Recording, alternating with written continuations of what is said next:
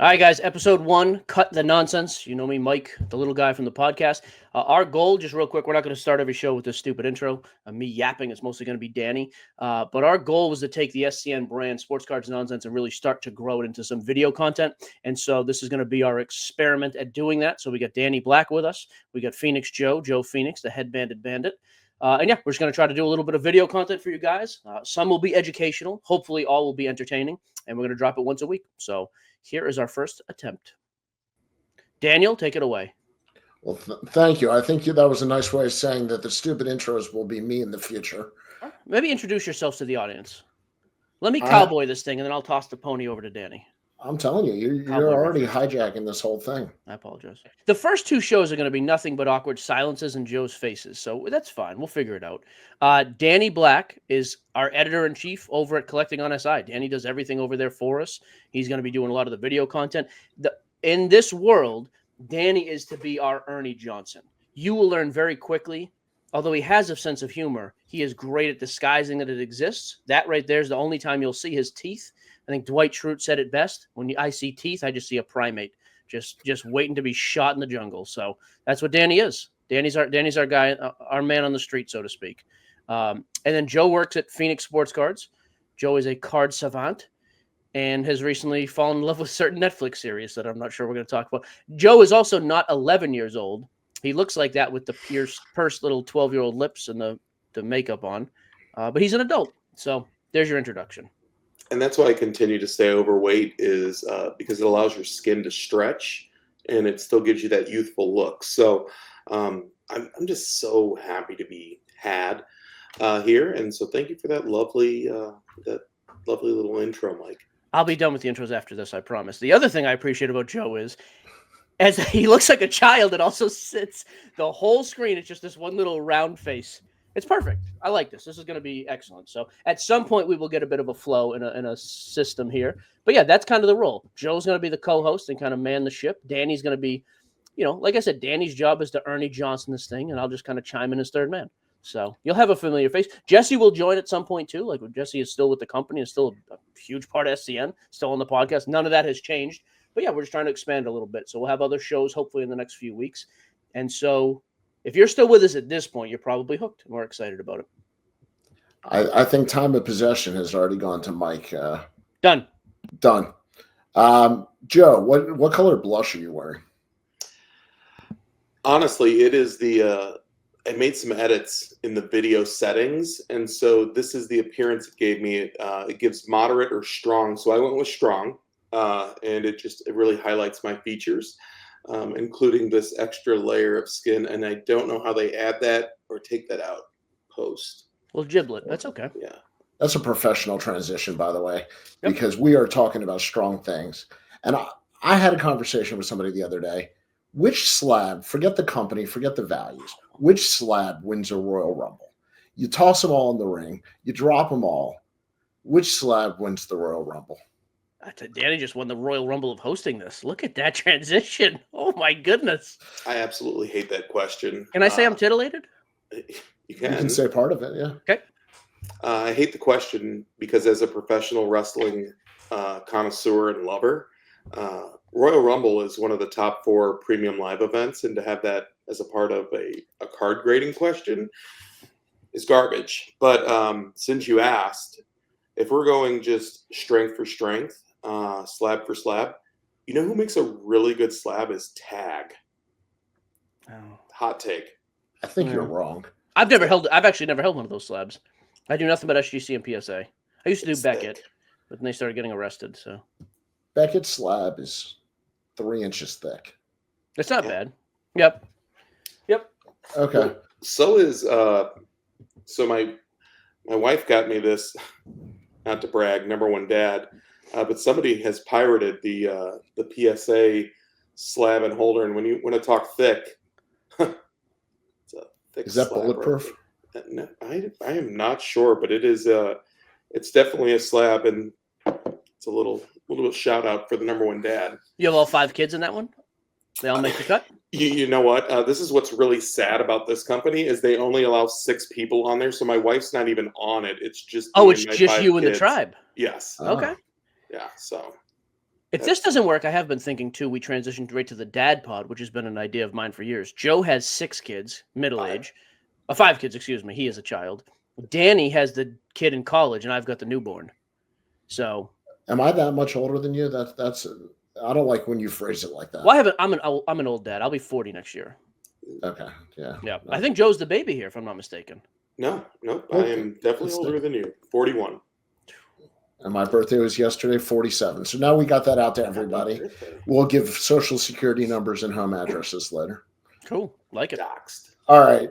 Gio texted me all worked up and angry. Mike, you destroyed me, hurt my feelings to start the day. Really? You wanted to talk about how to sell cards, and it wasn't on my list. So you obviously got something in your crawl. Sure. Yeah, I did think like once a show we would do like a serious moment of like, hey, because at some point I think the new collector are like the biggest untapped audience. I've said forever, and I've talked to you guys about this. When you come in this space, in general, it's morons with microphones. Like there's people who make great content, and there's people that do actual card work. There's very few that do both, and so I do think there's a space for like, hey, once a show, just a very simple like, hey, how do I do this one thing, and just super dumb it down. The one that came to mind, because I had this conversation with somebody on Facebook today. I think we make a big deal out of selling cards, and honestly, some of it can be super simple. Like I know sometimes the simplest answer is not always the right one, but sometimes it is. And the only reason I brought this up, I just had an argument on social media like a child, and it was, hey, I'm trying to sell my card. I can't do this. I can't sell it here. I can't sell it there. And then when they got to eBay, well, I can't sell it on eBay. They're going to take all these fees. And I just think people are super dumb about this. eBay is the biggest market. They will get the most eyes, and you will get the most amount of money. And yeah, they'll take their fee for that service. And by the way, we're not paid by eBay. There's no sponsors here yet. When there are, I'll be kissing the ring and selling out like I do everywhere else, of course. But I do think sometimes we overcomplicate the selling of stuff. So if you're a new person in the space, I would literally just tell you, if you are trying to get into the flipping game, just find an eBay consignor that you trust. We work with one on the podcast. You can work with whoever you want. Literally just sell your cards. I had a 10-minute discussion with this person yapping at me about how that's not a viable option. And that's the only way I sell my cards at this point. I literally just auction everything off.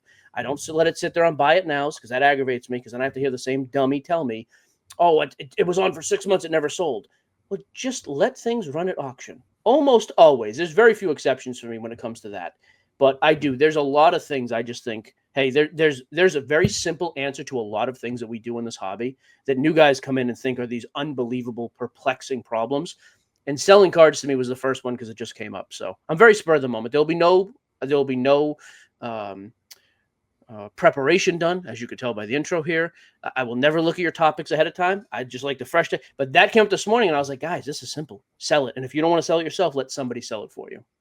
And I can tell you from experience with and working at a brick and mortar store, we have people that come in and they want to know, so what are you guys buying at?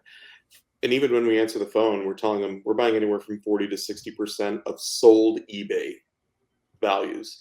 And people, some people, they love that you're upfront and honest about it. Other people are like, do you know any other stores that will buy at 100% of eBay value? And I said, no, because they're not in business. But yeah, they're on the side of the road selling peaches in Arizona, dried up.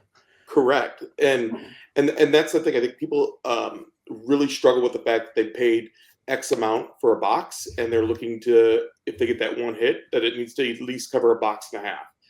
And that's not the case necessarily.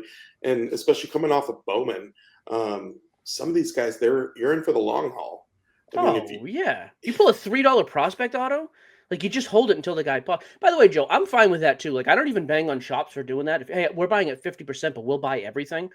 Done. Because I got news for you. You're not going to make any money on a 99-cent a card that sells for $1.11 on eBay. You're making probably 25 cents when it's all said and done. So I'm fine with that too. But yeah, I just get irritated about like the whole, why I can't get top dollar. I can't do this. The reason people get top dollar is they've been in this for long enough where they've established buyers, and eBay has done it for you. So if you're not going to do it yourself, just go there.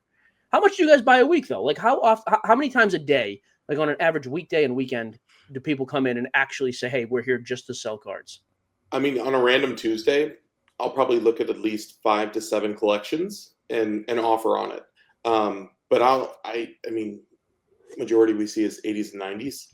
Yep. So the problem is you're also fighting the Google review. Well, they didn't buy all my stuff, but the joke's on them in the Google review. They say, well, the joke's on the card shop because I sold that one card for $50,000. And it's like, well, why are you leaving a bad review when we passed on your collection and you made $50,000? Like, They're like, this chubby 12-year-old offered me $19 for my collection. And you're like, Right. what happened? Is it the same for vintage and modern?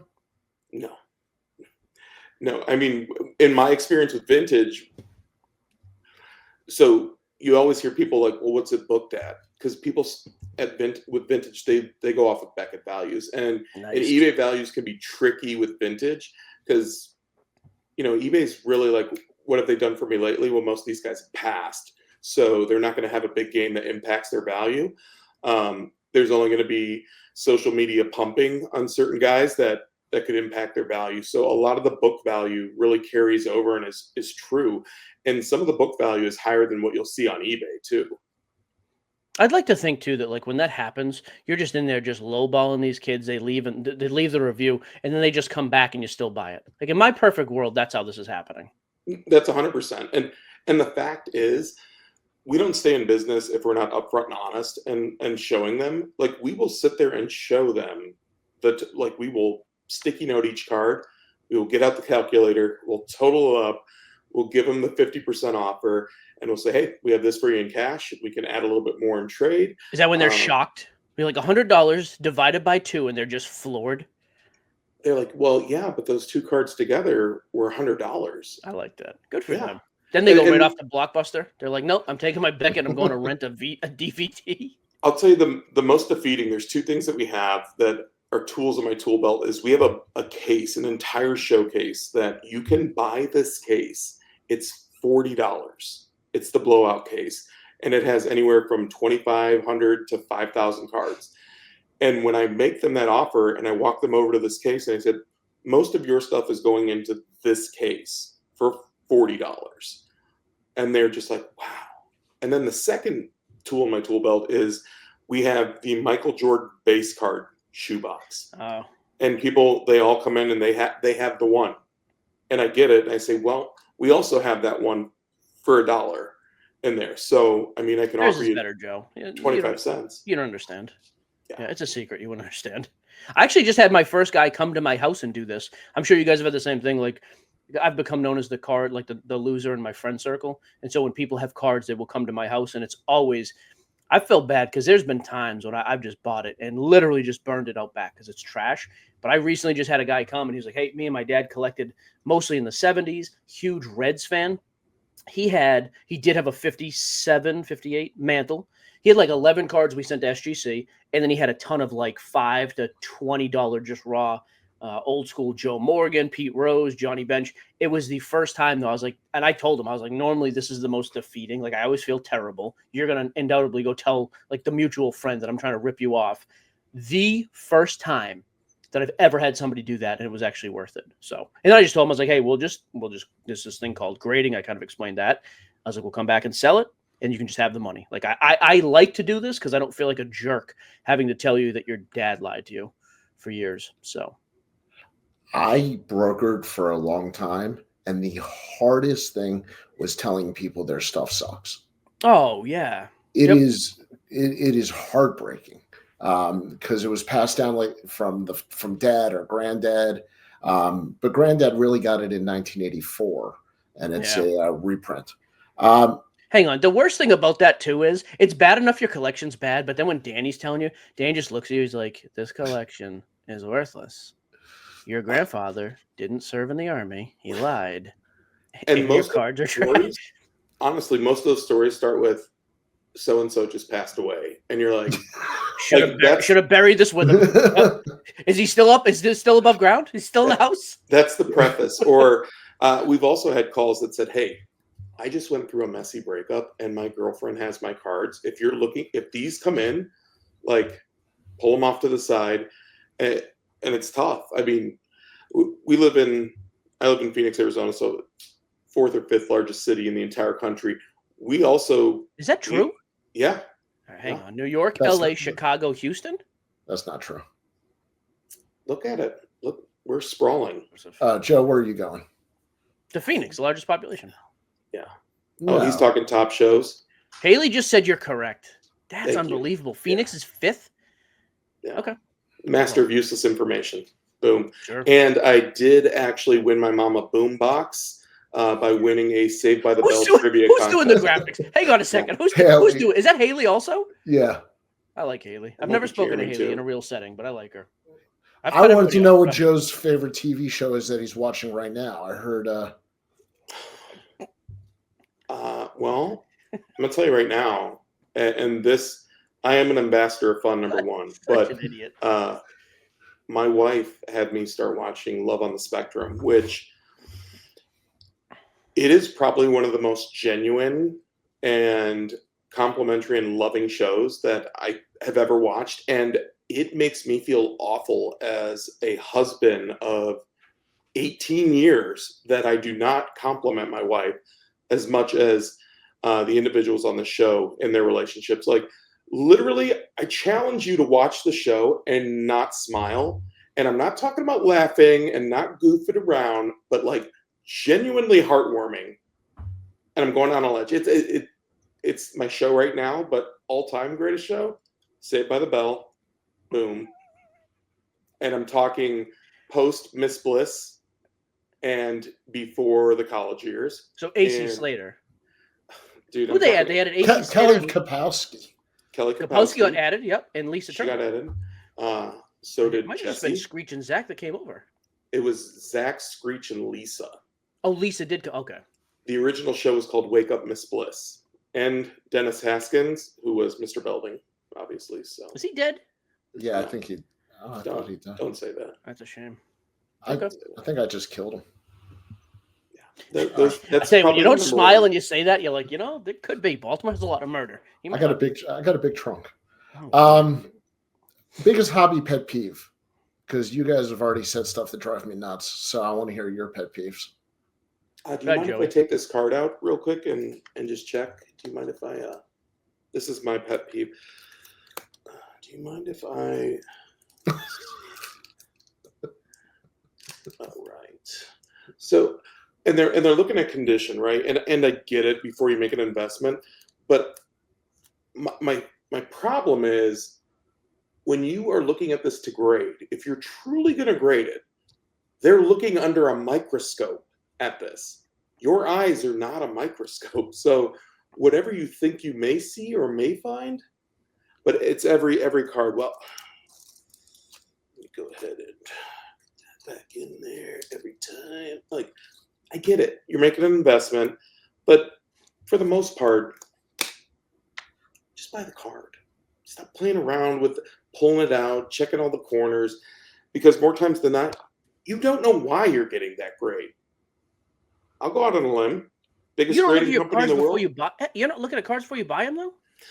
I do, but I'm not doing the whole I'm buying what I like, right? I guess, but I don't want what I like to have a bent corner. But you're talking to a guy who likes. I'm a raw dog, dude. I like the raw cards, man. I'm really like I went into a shop yesterday, and I like that there was a $3. Thank you. Clean those teeth. I like there was a $3 Caitlin Clark Crunch Time. Okay, yeah, I'm good with like $3, but like, what if a card's like, what if you go buy $100 card? You're not looking at that pretty closely. I'm not doing the whole like. I'm walking around. I'm looking at the condition of the store. I'm looking at the case. But like, when I bought this guy, that's a pretty decent priced card for those who don't know. Little micro mosaic. It's probably a couple $100. And you didn't take that out and like examine it. I sure didn't. Do you love your children? I was about to say, Joe, I got cards to sell you. And I'll buy them. But you're also talking to a guy who, even before the pandemic, I collected 8s. I'm a 7 and 8 guy. I love them. Okay, that's fun. I'm a freak. And I don't break them and resubmit them. There they are. There they are. That's the original. That's the original 6 right there, plus the old Belding. Yeah, that's not the original. That's the relaunch. But That's the real. Excuse me. That's the. thanks. Yeah, not original. What's the word? Hallmark. Those are the ones I think of. Yeah. Okay. I mean, it's no Boy Meets World. But... which she made a strong appearance. Topanga was at Money in the Bank WWE this past weekend. She's been doing a lot of stuff in the hobby. She got a Topps Now card. Gross. Did either of you guys get a Pope Topps Now card? No. I'm Josh. All right. Okay. But you had a shot. You had a shot at the white smoke parallel. Yeah. I'll stick to my cigars. My Lamine Yamal and Travis Scott did just ship out. So when I get that 1 of 1, production value is going to be going through the roof. Uncut nonsense. Just pretty good. Is this a pump and dump? Is this what people say? The pumping the Popes? Isn't he a Villanueva guy too? He's a Chicago guy. Is Villanova like the Villanova? Oh, Villanova. Yeah, well, Villanova. Charlie. Alopecia? Yeah. Sure. Alopecia. Yep. Charlie had that. Checked our boxes here. You got to take a call. Wow. Nope, I apologize. Wow, that's I showed up late and I didn't shut my ringer off. There you go. Pope Leo. Yeah. I love that he went to the World Series. I love that it's a fake slab too, as a card guy. You know, the card guy, you can tell. Would you buy it if it was an 8? No, because there's no barcode on that card. That's the real objection. Yeah. There's okay. Yeah. Look at Pope Leo. Look at him. Mike, you never answered. What drives you nuts in the hobby? I mean, I'm a known pessimist, I think. There's a lot. Like I said, like content in general drives me nuts. Just that people don't actually speak about the real business of cards, or even just like it's hard to take people seriously when nothing's bad or nothing's good. Like there has to be some balance. I'm as much a fan of dumping on things that I think are garbage as anybody, but I also think there's a lot of good. And vice versa. So when I see the same guys have never said anything negative about a product or a company, including the companies you work with, like we're a big vendor with Topps.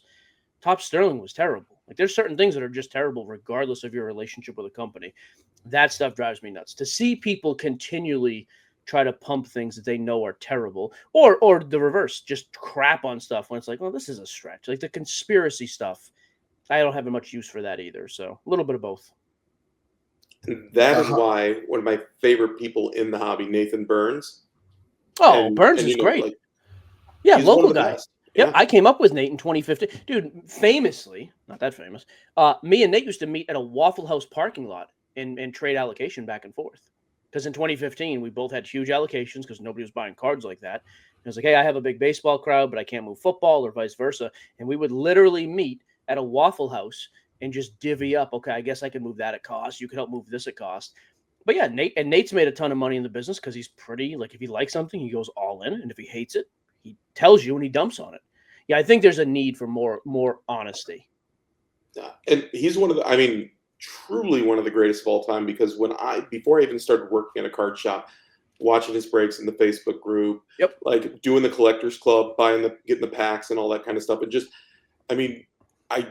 he's a guy that a lot of people know, but I don't think he gets enough credit for what he has done overall to the hobby. Like even most recently, I don't know if you saw the news that he announced with the Fanatics games that are going on.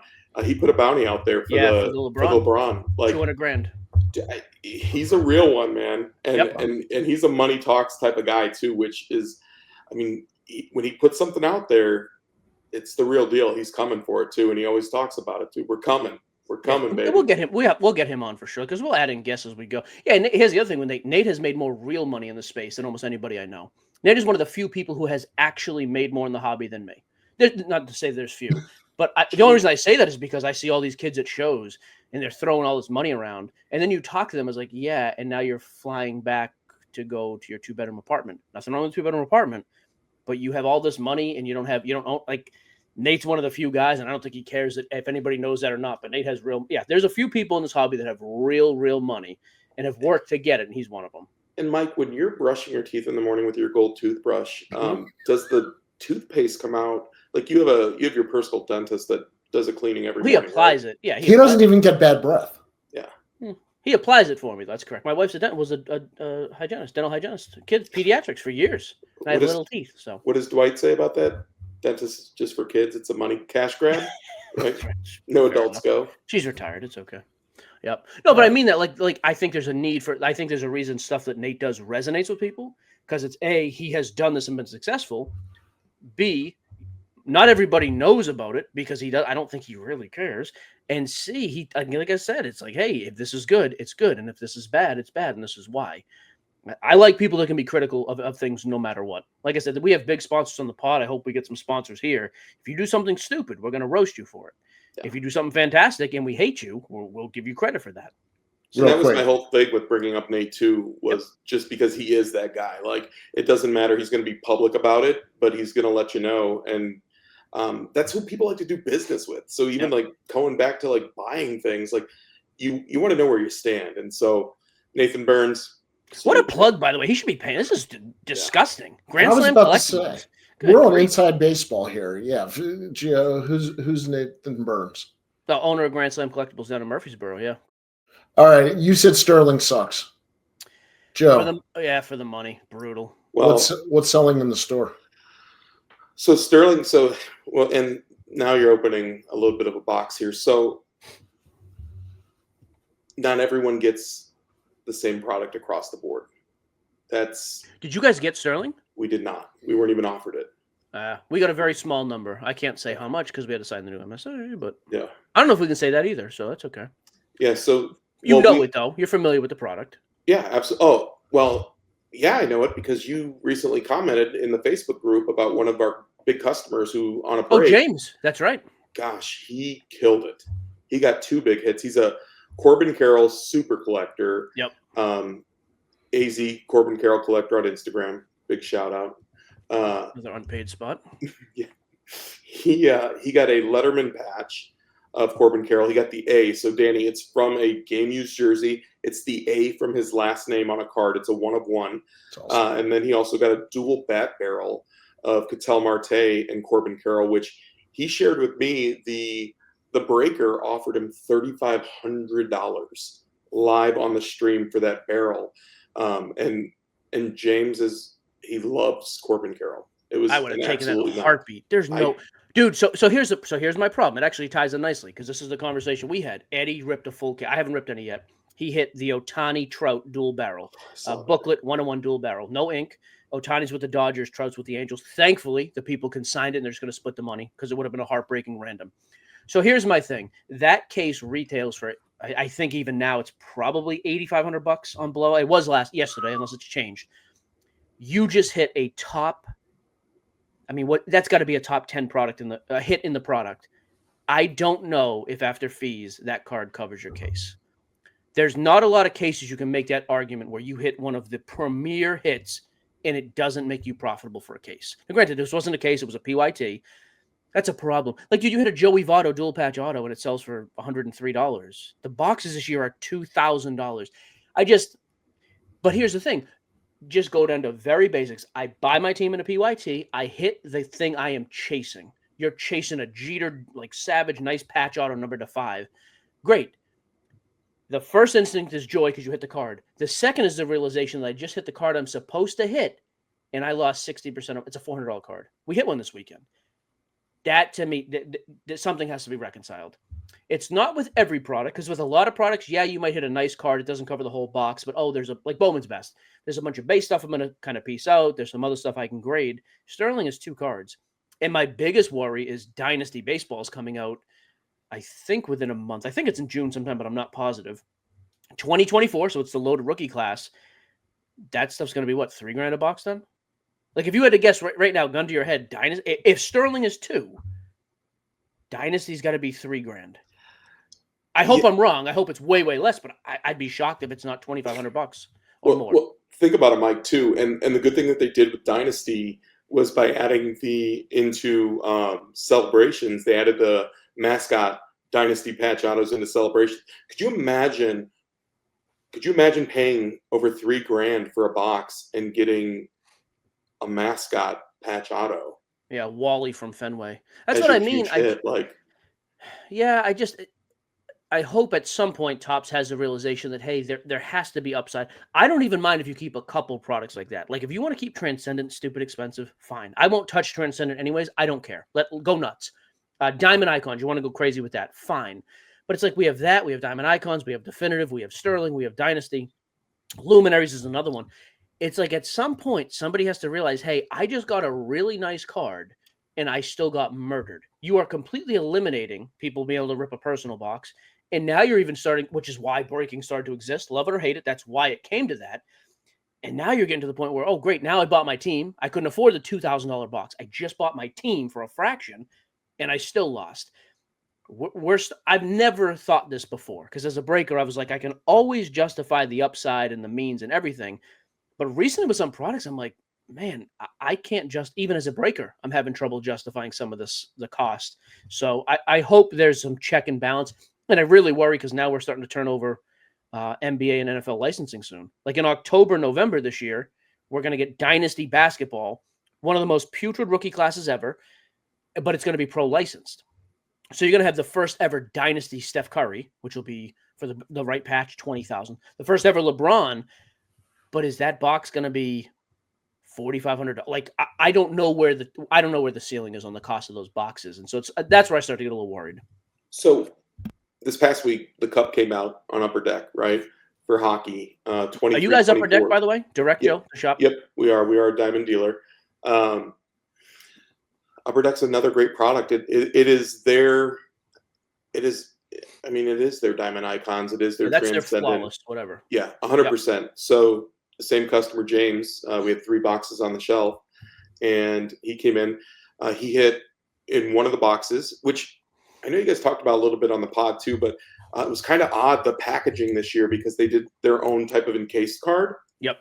But if you're a traditionalist, you don't really have a clue that it's sitting underneath the black sheet of paper underneath, because the way they package this product is insane. But James hit a Wayne Gretzky auto, not numbered, 1 in 25 boxes. So these, to give you an idea, in the Cup, it comes in 3 and 6 box cases. So we're talking like inner cases, by the way, like 2 3-box inners. Sort of. So when they're packed, they're shipped in either a 3-box, like it's not within the 6-box case. They have a 6-box case and they have a 3-box case. Okay. So it's not like the 2 3 boxes inside the 6-box case. Weird. That makes sense. I was told there'd be no math. Yeah. Yes. So he hits this card, Hang on, 1 in 25 boxes. Real quick. Yep. Okay. Which is insane. The next one, and in this product, Danny, you're looking for game-used shields. So like on their jersey, it's the NHL shield, game-used. His next box, it's a Mitch Marner game-used shield. Now, you can get some that are autographed, some that are not. This is not autographed. But when you're getting one of the top, like the Maple Leafs, they're like the Yankees or Dodgers of hockey. They're one of the original teams. Huge Canadian market, does that. The third box, he gets a Phil Esposito signed stick. One of the greatest American goal scorers of all time. Philly. Espo, sure. But neither of those hits, they're great hits. They don't, to Mike's point, they don't cover the cost of a 3-box case. What's the box cost, by the way? It was about $1,000.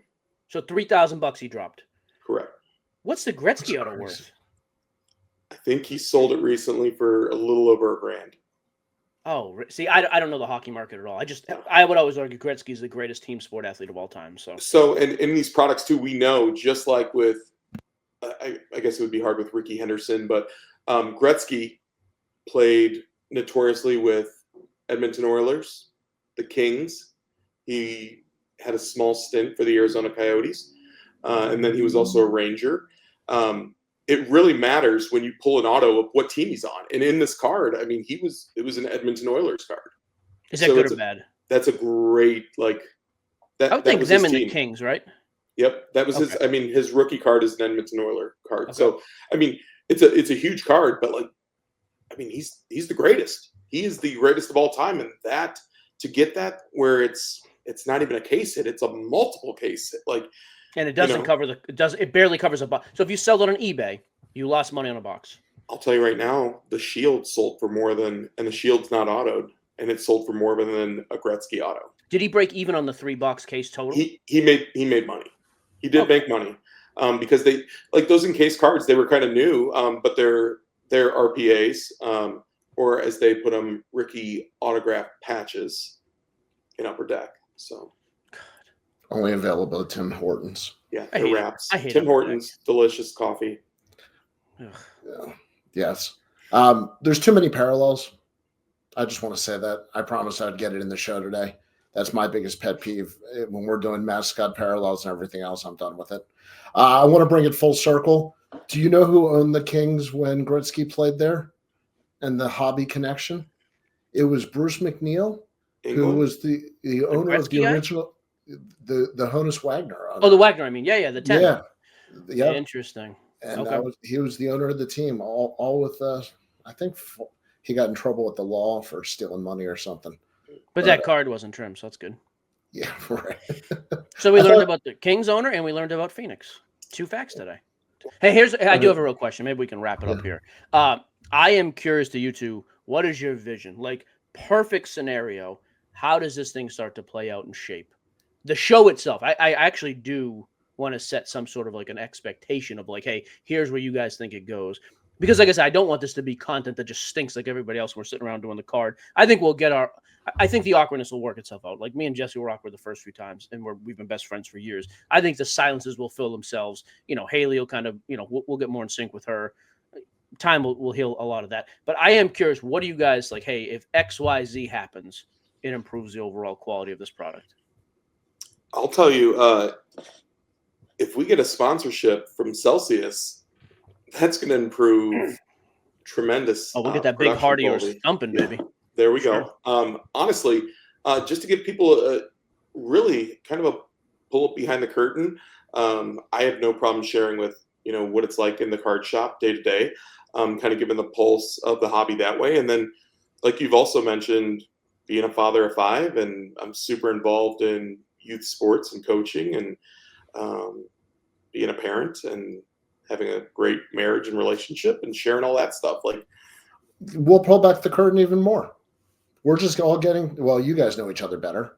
I'm getting to know, each of you over Joe more recently and Gio over the last year. And I think the more we get to know each other and bust balls and everything else, we'll have more fun. I'll smile. Yeah. I'll be curious. Like, I think we can work. I think we work in some guests as there's stuff. I would like this to become somewhat of a breaking news thing. If there's stuff to actually break today, there wasn't. Like, it's kind of a slow week. I'll tell you the one thing I would love to do, and we've never been able to effectively do on the pod, is the live phone calls. Like that way you get the sports talk radio feel into it. I think that would be like an awesome addition. We can do that. Okay. Addition by subtraction. There's less of us on the screen. Ooh. He's coming out firing. Sure. I love it. There we go. Kelly's the start of this. Yep. That's fair. That's fantastic. I want to know, really, and I'll drag this on forever. I'll do it. Good. Yeah. And you'll never stop me. But I want to know what your thought is on another grown man liking professional wrestling.